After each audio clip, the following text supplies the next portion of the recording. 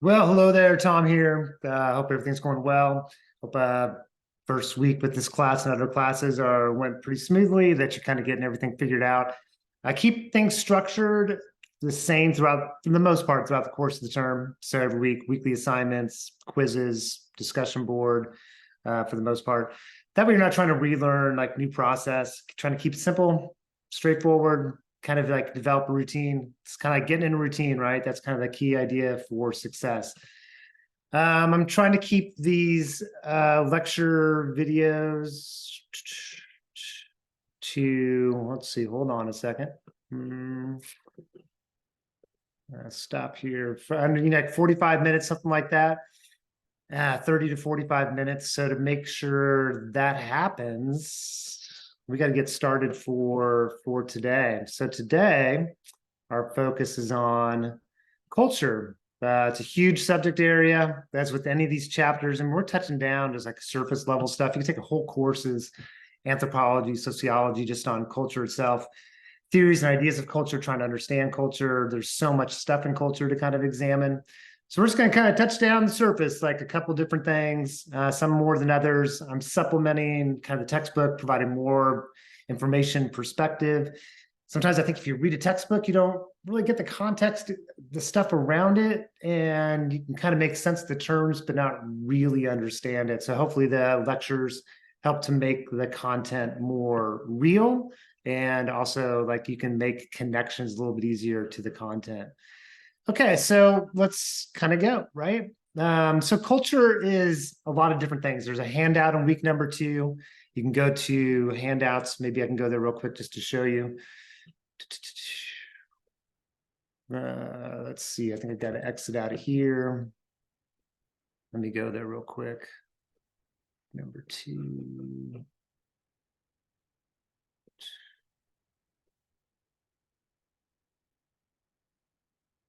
Okay, so in week number 2, if you go down here, FYI handouts, always kind of look over and see what's in those.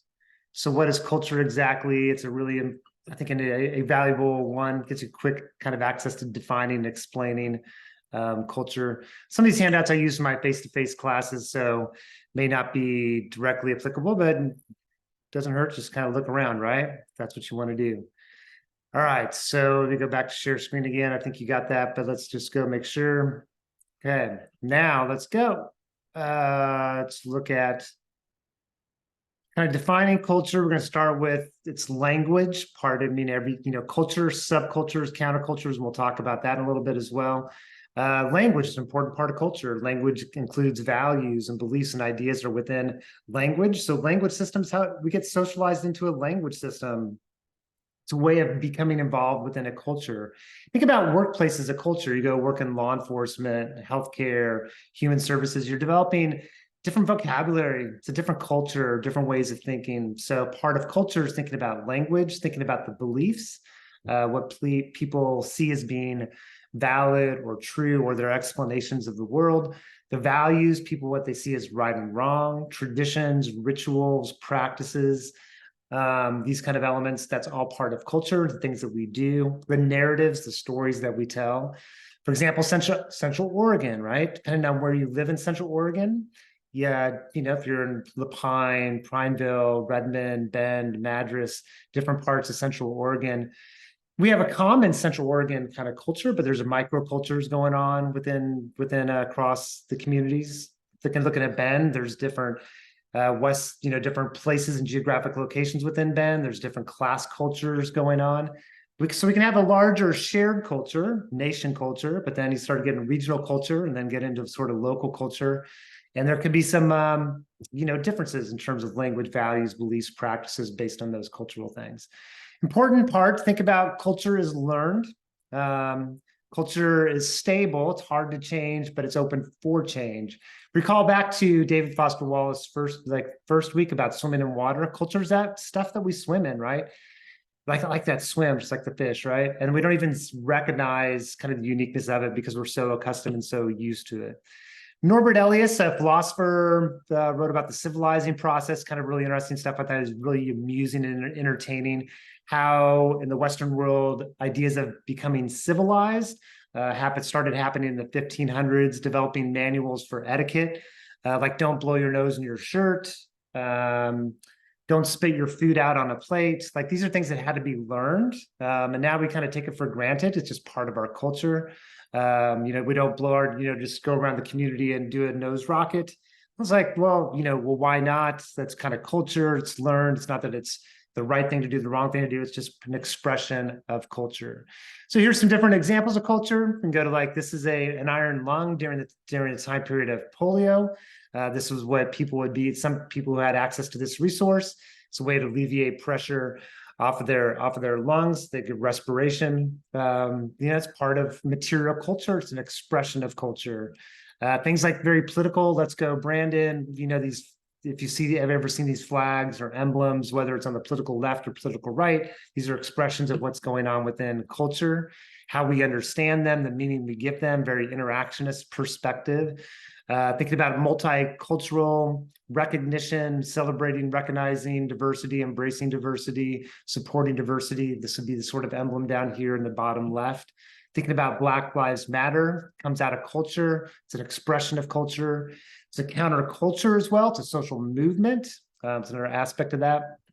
I got exposed to this idea of the Green Book years ago when I was I was in Austin, Texas, went to Lyndon Baines Johnson, the Presidential Library, and then they were having an exhibit on sports and athletes and social change.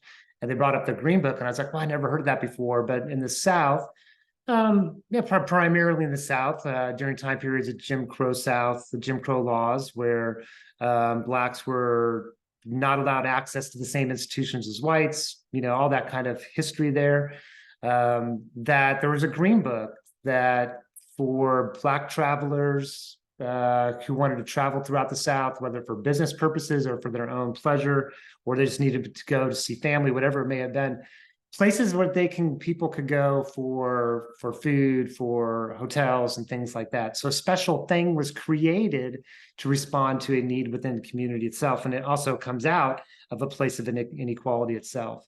So culture, right? We look at culture and we can kind of understand things that are going on. So it's around us, it's invisible, it's taken for granted. Culture is transmitted from the micro. So we bring culture into the spaces that we are in and operate in. We go to work, we're bringing culture with us as part of who we are. And then we're absorbing culture in those environments as well. So it's very interactive between individual and structure. Culture, from a functionalist perspective, culture is important because it creates common identities or common beliefs, values that helps like the glue that binds a community and society together.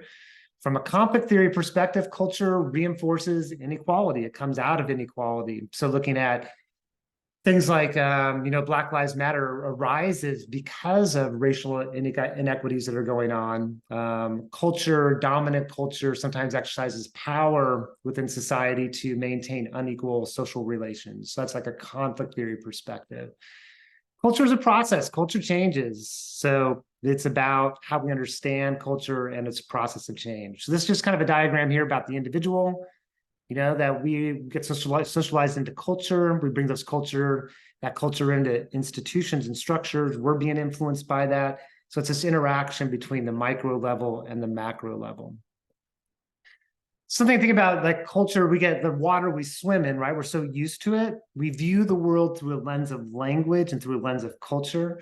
Sometimes we can develop an ethnocentric viewpoint, ethno meaning culture group centric, judging other groups or other groups based on our own experience or our own group position. And that's ethnocentrism. The opposite of that would be cultural relativism, understanding things from a viewpoint of that particular group versus imposing, one's own judgment, values, and beliefs on another group. Like, oh, that's a bad thing to do. Oh, well, I don't know why they do it that way. Oh, it's so bad. Or our way of doing it is better. It's superior. These are like ethnocentric kind of notions. So different examples we can think about, okay, looking at practices in a different country like China, Italy, or Greenland, wherever around the world, we go, wow, that's really strange, or that's really bizarre, or, more harsher judgment, that's wrong, or these people are bad, or that's gross, that's disgusting. Those are very ethnocentric because it's not looking at it from the viewpoint of those cultures. Mary, years ago, a student in class said, she went to China and she goes, oh, people there are so rude. And I said, like, what do you mean rude? She goes, oh, they just jump in line, these kind of things. I go, I doubt they would think that that's being rude. It's kind of like survival, maybe, in that kind of culture. It's a cultural norms are different. So it's understanding things from an insider's perspective versus imposing our own judgment. We could apply that to like social class, right? We grow up in a particular social class culture, and sometimes we could apply that the cultural values that we learned within that onto other groups and other people. Very ethnocentric in orientation, with the focus on class or race, like this one here. The importance and the value of understanding perspective of others. So taking a relativistic perspective. Part of culture could be like material culture, right? Sprinter van, yoga pants, like these are expressions of culture. It could be gestures as well. This is kind of interesting. This was called the Bellamy salute. It was done all the way until around the rise of fascism in Europe and Germany and World War II. If I remove that little red spot there, this is American flag there. So these were kids in US classrooms. This was the way to salute the American flag until World War II. This will get us into like social construction of reality. We'll talk about a little bit, but that doesn't have any particular meaning, but humans give it meaning, and meaning is being shaped by culture. This example down here, the Olympic Games in 1968, two Olympic athletes, African-American Olympic athletes, won silver and gold in a track and field event, stood on the podium, raised their fist, symbol of Black Power, 1968. Mexico's, this is like, during a time period of solidarity and social movement around racial injustice, around, looking at Black Power. And they had their medals stripped, from them because they were making a protest statement during this particular event. So, gestures have a lot of meaning. They come out of culture. If I go back to that sort of the Black Lives Matter, the Black Power, thinking about culture as a way of expressing within culture, expressing values and ideals within culture. Also, there could be a little bit of a conflict theory thing. Who's controlling the elements of culture to achieve particular gains and ends? So I don't know, gestures are just an expression of culture. We can kind of go on. Think about material culture, like objects. That's really fascinating. G.I. Joe, 1960s, 1970s. And then G.I. Joe's gotten really big, right? So it's like this sort of, okay, what's going on? Material culture is changing. Take the same thing, a G.I. Joe, past versus present. Then it's like, looking at, okay, what's going on that's influenced that change? Why is the G.I. Joe gotten bigger? It's an examination of material culture. It informs us of things about gender in society or other aspects of society. Think about those kind of things. Think about telephones. It's part of material culture going way back. Even we could even go back further in terms of telephones. I just picked this one, just sort of compare, or the slide phone. Maybe if you're too young, you don't remember the slide phone. Then there's a flip phone. These are all part of material culture. People were building fallout shelters in their backyards in the 1940s, 1950s, scare of the Cold War in Russia. Material culture acts pretty powerful, kind of to see that. First surfboard, the snurfer. This is a way to clean your hands in the bathroom. It's kind of, man, I remember those as a kid, just going to some bathrooms and seeing that and go, man, it's kind of, I don't know, I don't feel really comfortable trying my hands on something that just cycles through there. And who knows how many hands are being cleaned in that thing. But that's part of material culture. It's looking at the everyday life stuff, tells a story about culture, and tells a story about people.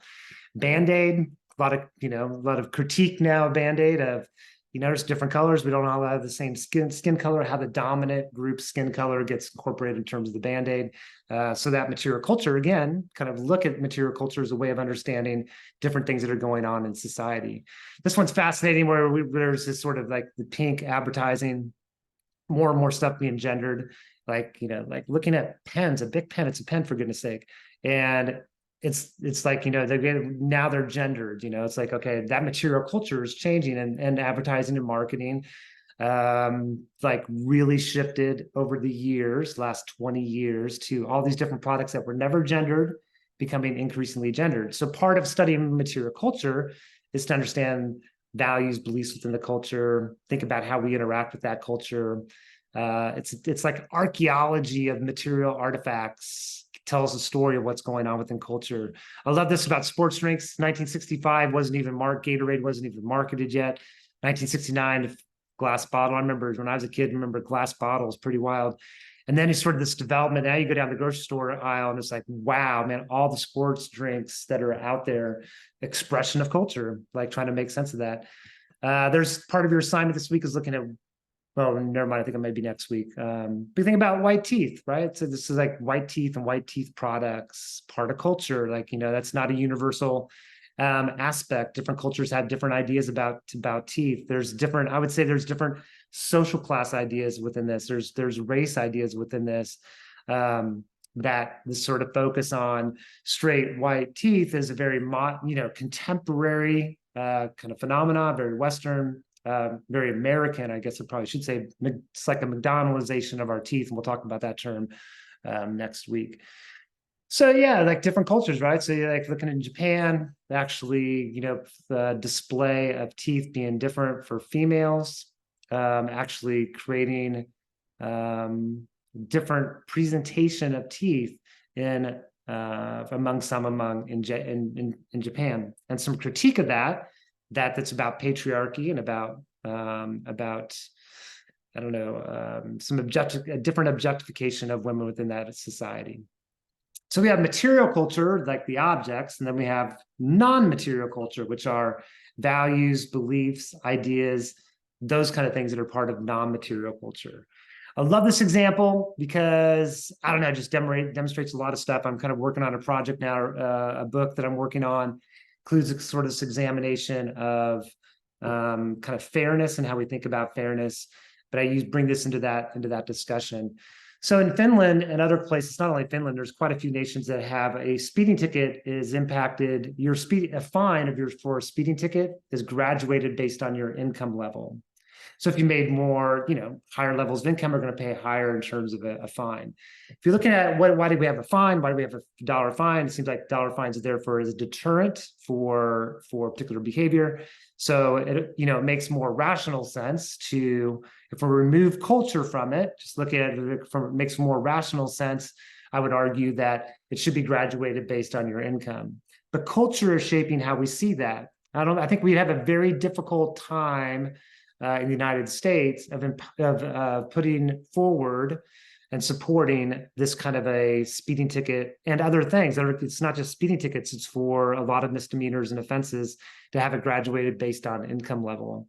And there's different ways of doing it. It's not like a one size fits all, but that's non-material culture, right? The water we swim in, we sometimes assume that we don't even think about there's others, that there are other ways of organizing things. That's kind of non-material culture. Here's a couple different examples. 1955, The Good Wife's Guide, the gendered ideas, class, race as well, white middle class kind of ideas, part of culture. What is a woman's role? What is man's role? A husband's role in society? Think about body posture and position, what's normative, what's expected. All these things are learned, right? They're learned within culture. Culture changes, although it may be slow to change, it does change. Let's talk about ideal or real culture. Ideal. I usually do it the other way around. Real practice culture versus ideal culture. Either way, it doesn't really matter, but ideal are aspirations. One way I like to put this together, it's like our aspirations, what we hope things are, and then the real culture, like how things are, the practice culture. So we have an ideal culture, equality of opportunity for everyone, but then we have the practice culture, right? We're never going to get fully in that space. Full-on equal opportunity is available and supported by everyone. It's like our aspirational goal. So the question becomes one, what are our ideal cultural values, to understand those, and then to look at how far away are we from achieving those? What are we doing to get us closer to those? So we kind of really use this as a framework to try to understand different things that are going on in society, what our aspirations are, what are the realities, how do we encourage examining things, taking a sociological imagination, let's say, looking at things to help encourage us getting closer to what our ideals are.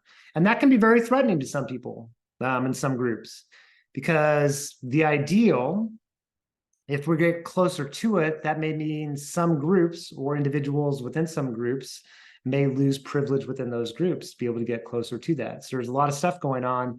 Like there's one thing to be talking about the ideal, looking at the practice, but now we're talking about, well, how do we get closer? That can be a tricky road, right? In terms of getting there. This is I don't know, an image that's circulated around for a while. Some of you may have seen it before, but it has to deal with equality versus equity. So equality, meaning everybody gets the same, is not equitable. So let's say if like to see this ball game, they all get the same box. That's equality, but it's not equitable because they all have different sizes. They're all different heights. And then this one here, like a model of social justice. Well, let's remove the barriers so that all, like a universal design, so that all can see and all can participate.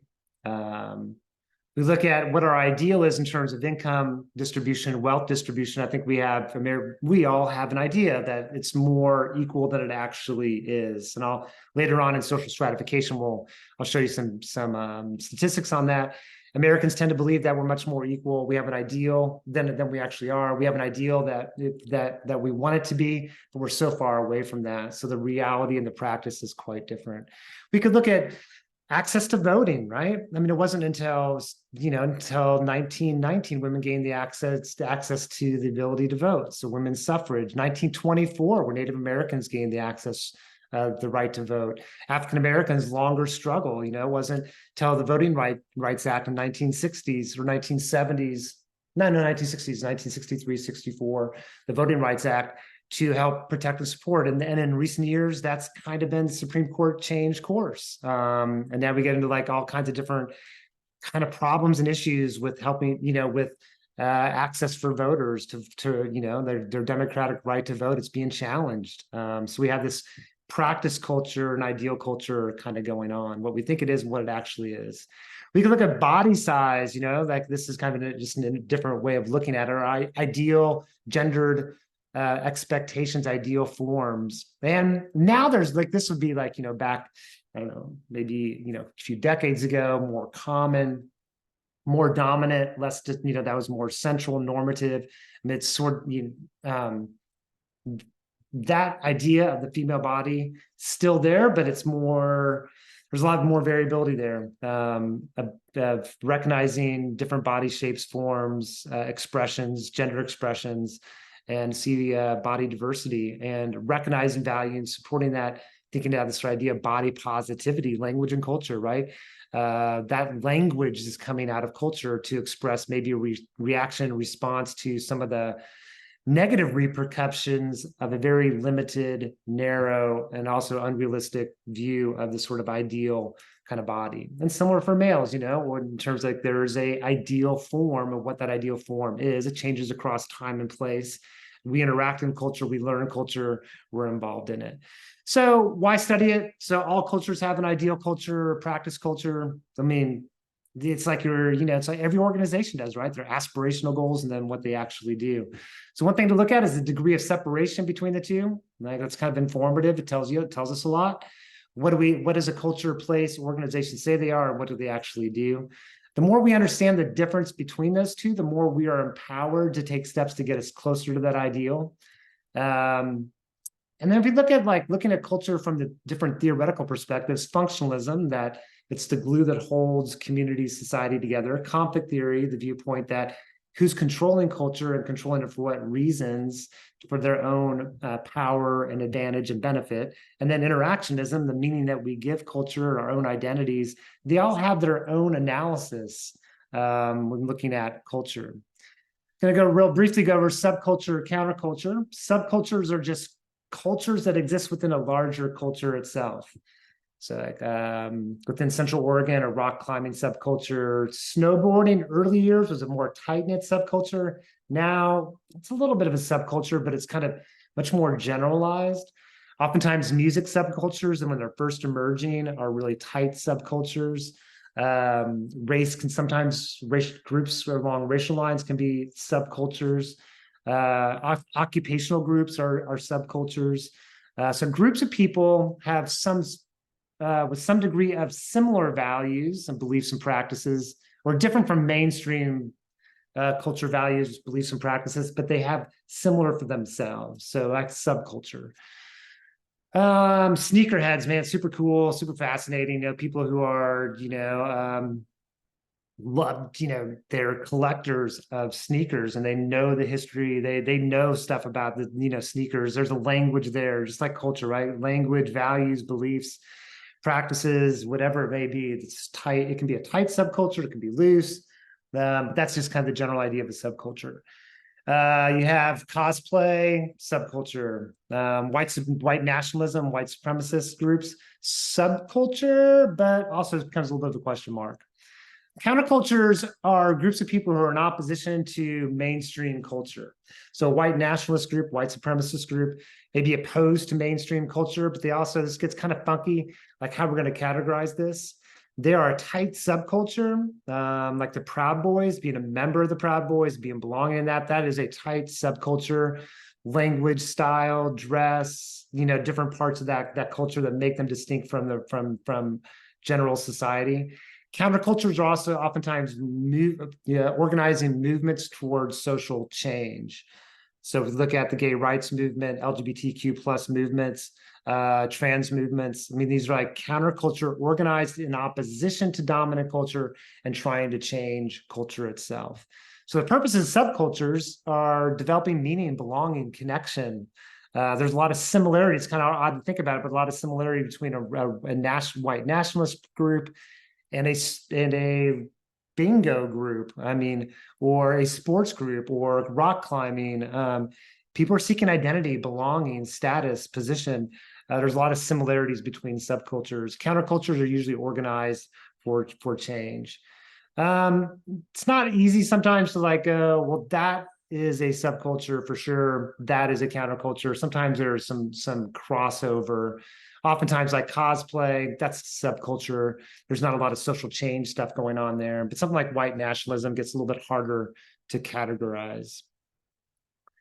I'm not going to give you go through this example, but it's kind of interesting, like the lowrider, the origins of the lowrider subculture, the Mexican American experience in certain communities in the Southwest. Just super fascinating. That particular subculture, you can kind of see that. Let's talk about a more complementary perspective and idea on culture, and think about this idea of hegemony. I encourage you to watch this video. You have to go into download the PowerPoint and click on this.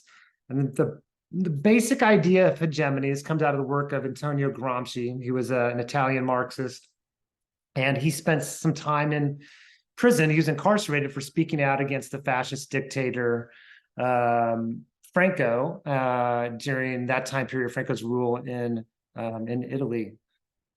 Franco, Spain. Wait a minute. Man, I think I got that confused. Hold up, I'll forget that for now. But anyway, so let's go to like the fascist ruler, the totalitarian regime in Italy, Mussolini. During that particular time, Franco was Spain. Anyway, so the idea would be that when Gramsci was incarcerated, he formulated his ideas of hegemony, and basically the general idea is to control a group of people in society. At least less efficient way of doing it is by having a strong state, like a military. It has to be like through coercive means, through a strong military, law enforcement, these kind of things. That's an important element for maintaining control. But hegemony, but it's incomplete. A more complete way is to get people to agree to things that are against their own interest. And this becomes the idea of hegemony. That the idea of dominant ideology of society. So let's go back to the speeding ticket, right? Everybody pays the same fine. This is becomes that's what we see as being fair. That's a dominant ideology. Everybody pays the same regardless of how much income they earn. That belief or that explanation reflects the interest of the ruling class. Like, and you can see that connection there with the fine for the speeding ticket. Well, yeah, the ruling class are going to lose out, or they're not going to benefit from a graduated system where they have to pay the same percentage of their income as somebody from the lower class or middle class. So that they have an interest, the ruling class has an interest in a same fine for everyone kind of system. The dominant ideology justifies basically the systems that we live in. We start to see them as natural, inevitable, beneficial, the way things should be, so that we see our fine system as like, well, that's the best way, that's the only way, it's inevitable, it's natural, we all benefit from that kind of thing. And we don't see, the general public doesn't see that this issue that protect comes from a place of the ruling class, representing ruling class interests, and it reinforces those interests themselves. So to maintain, so the reason we don't, the reason we may, it'd be difficult for us to change our fines for speeding tickets is because the majority of people that are not ruling class, but the middle class and below, they'd be opposed. A lot of people would be opposed to a graduated incomes, fine system based on your income level. Gramsci would argue that the members that are not in the ruling class have bought into an ideology that's against their own interest, and they don't even see it. So hegemony is like the assimilation of cultural ideas that are against one's own interest, and they benefit the ruling class. All right, so let's now move on. We got about 15 minutes left to move on to Sapir-Whorf hypothesis. The general idea is that we view the world through a lens of language. Within languages contains values and ideas. We view the world through a lens of language. If we change our language, sometimes we change the way that we view the world. So there's a handout. You can go look through the whole handout. I can't go over it, spend the time now, but just give you an example. So instead of saying a disabled person, it's a person with a disability. Going back even earlier, the word crippled was part of vocabulary, went from crippled to handicapped to a person with a disability. Those are all different words, but each of those words has a different value. We see the world through a lens of language. There's a lot of debate about this. We won't go through the debate, but there are some who argue that there's less of that Sapir-Whorf. There's the Sapir-Whorf hypothesis is the idea that language is shaping the way people view reality. There are some who argue, McWhorter is one who argues, well, yeah, maybe a little bit, but not as much as people think. But then there's others on the other side say, well, no, it matters a whole heck of a lot. Well, that's a big academic debate and discussion about that. But I think it's pretty powerful. I'll give you one other example. I remember when I was in one of my grad programs for social work, and near the end of the term, one student turned to another. This person had really not been verbally highly involved in the class, and she turned to this person and said, "Hey, why are you so shy?" And that word "shy," we see the world like, what do we see when we see the word "shy"? Like, how do we see that and interpret that?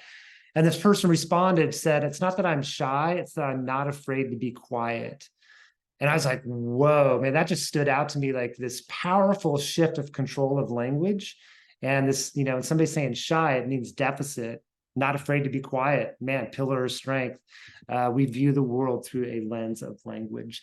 Different examples of that, I probably shouldn't go through all these, it just kind of take too long to be able to do them. But there's been examples of like, do different cultures have language to tell time or the physical landscape or like weather conditions and snow? If you're a rock climber, this becomes the question a little bit. If you work in the Forest Service and you're a biologist or a botanist, you see that world maybe in a different way. You have a different language system. So the question becomes one, because you have that language system and you're in that environment, do you actually see and experience that world differently than someone who doesn't have that language system? There's kind of some cool examples, like research say, yeah, language does matter. Stuff on cultures that have gendered pronouns. El puente, the bridge in Spanish, versus in other countries, it's feminine form, asking people in those countries to describe a bridge. People tend to describe cultures where it's a masculine pronoun. I think Germany, it's a masculine pronoun. They tend to describe bridges as strong and sturdy and all these different kind of more masculine things. In Spanish-speaking cultures where it's feminine, El Puente would be masculine as well, but in cultures where it's feminine, people tend to talk about its elegance, its beauty. So different ways in which it's being demonstrated. If you're interested, look up Boroditsky. Interesting stuff that she's done in terms of language. Certain communities don't have words for left and right. They use cardinal directions, north, south, east, and west. I'm like, whoa, man, that's just trippy. Hey, I need to go to Fred Meyer. So how do you get to Fred Meyer? Well, you go north and then you go south and go 3 blocks and go east. It's such a different way, you know, and people, her research indicates that people from that culture understand course directions a lot, or compass directions, and can navigate space better because they have that language orientation. All right, then here's some different examples and some implications like Sapir-Whorf. What are the implications? Well, if we view the world through the lens of language, language starts to shape reality itself. Then the question becomes, how is language being created? Does language sometimes serve collective interests, functionalism, or group interests, power, more conflict theory and orientation? And start thinking about, well, how do we change language and reflects our ideal culture, you know, respecting, valuing, you know, others and whatever those values might be. So you study language to study culture, study and potentially become empowered and a voice of social change. Linguistic sexism, we're much more aware of that today. Back in the day, you know, it was like, wasn't until the 1970s that occupational categories started to become more gender neutral. So policeman was just like, that was the name, right? If you're male or female in law enforcement, policeman. I mean, now it's like, you know, it's an officer. It's so ingrained within culture itself. Person with a disability, colored people versus people of color. I run into this with students sometimes where students don't understand that difference, where we use the language of people of color today to talk about a collective, individuals of people of color that are not members of the dominant racial group of white in the United States. Colored people's language goes back to the 1940s, 1950s, and before. It's like colored people thinking about African Americans, Blacks specifically. Thinking about like language, like super fascinating. Latinx, Hispanic, Latino. This is like Latinx, Chicanx, all these different language going around that's changing. Right? Culture's changing. You think about cisgender, gender fluidity, transgender, language, culture, changing, moving. This kind of interesting perspective. Think of like New York Times, like why does the New York Times advocates for and using, talking about a racial group, talking about Blacks to capitalize it because within the United States, they consider, okay, so people have been pushing for the change in many years. Consider Black, like Latino and Asian and Native American, all of which are capitalized. Others see the change as a distraction from more important issues. Then there are those troubled that our policy will now capitalize Black, but not white. Overall, the view is that there is a growing agreement in the country to capitalize and that the Times should not be a holdout. The Times looked at whether to capitalize white and brown in reference to race, but both will remain in lowercase. Brown has generally been used to describe a wide range of cultures. As a result, its meaning can be unclear. White doesn't represent a shared culture and a history the way that Black does, and has long been capitalized by hate groups. So even like that language is just a capital or not, right? That's a powerful kind of thing going on within culture and language, that it's a group and identity. To be Black, capitalized Black. White doesn't have that same sort of identity. It's not capitalized. Super interesting, fascinating. Thinking about language and culture, I remember this isn't the community I was walking around in, but I was playing, this is years ago, I was walking through in a suburb playing a golf with my brother-in-law, and I walked by one of these houses and I was like, man, that person must have a great job. And I was like, whoa, man, this is the water I swim in. I've been swimming in this water for a long time in this culture that associates big houses and stuff with greatness, right? And then I thought, whoa, I don't even know what this person does, you know? Like I don't even know if they have a job. And I thought, oh, I think a more objective way language would be the person has a high paying job or the person has a lot of wealth, whatever that might be. But to assume that a person has a great job, I was like, wow, man, it's the culture entered me, you know? It's like, it's the stuff that we swim in. All right, so how does culture move? 3 different ideas about culture and cultural movement: diffusion, leveling, and imperialism. Diffusion is just the movement of culture. People migrate, people move, and they bring culture with them. I was watching a documentary last week, and it's super fascinating. It's called the 100-foot wave. And it's the kind of like the history of this development of the sport, subculture. Here we go, subculture of surfers chasing the big wave around the world. If you have a chance to see 100-foot wave, it's just amazing, to go to watch the development of that subculture to prior to the use of jet skis to get people onto these waves, to the development of jet skis and everything in between. Super fascinating. When I was watching that, I started thinking about these concepts like, okay, diffusion. Let's say somebody goes and travels from Iceland, and they go to, 100 years ago, and they go to some place where surfing is. They go to Hawaii, and they see surfing, and then they come back to Iceland and they start surfing. That's diffusion. It's just culture moving. People move, they migrate. The tomato is native to China, but yet the tomato is found in all these different cultures. It's just been diffused throughout culture and society.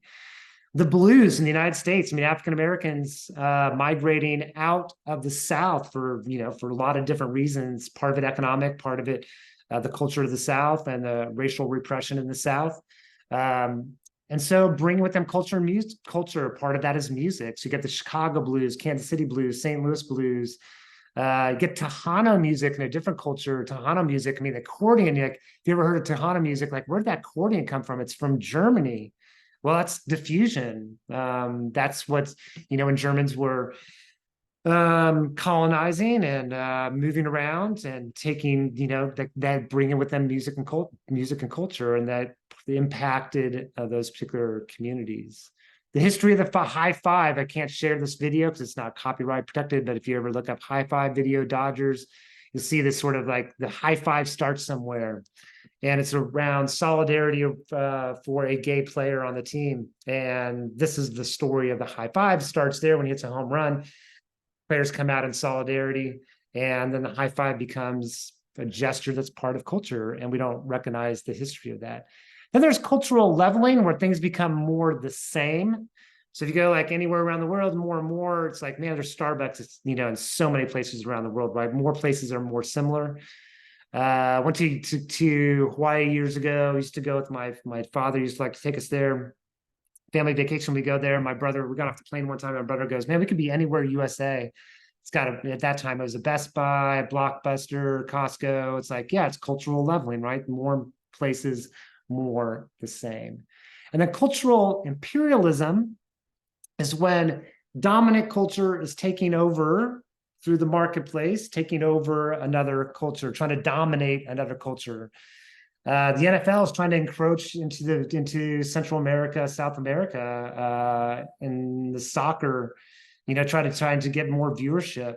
And so having games down in Central America, it's trying to imperialize, colonize another culture. So it's like an image of that. Usually, the United States has a lot of dominant power, a dominant group, and a lot of power to shape practices in other cultures. Disney has a lot of cultural imperialism within that. I couldn't help but think in this video, the 100-foot wave, a lot of it is diffusion, but then start thinking about imperialism, where let's say big waves are discovered in the south end of Portugal. Those in the surfing community start to go there. It's just going to be diffusion. But let's say you get this sort of corporate involvement and engagement. People are coming there not to, some people probably more sensitive and more understanding of the local community and their impact. Other people are there just to kind of extract not a commodity, but extract a resource to get there what they kind of want without regard to the community itself. So that's kind of more of an imperialistic kind of thing. The last kind of thing, think about subcultures, think about cultures and movement.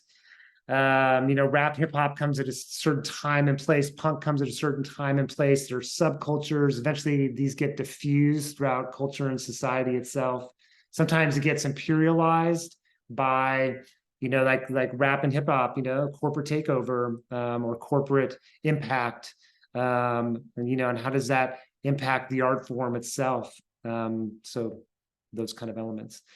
And then if you're interested, this super funny video. All right, we're at 43 minutes. All right, hopefully that was helpful, informative, a little bit about thinking about culture, the water we swim in. Have a great rest of your week. If you have any questions, let me know. Until next time.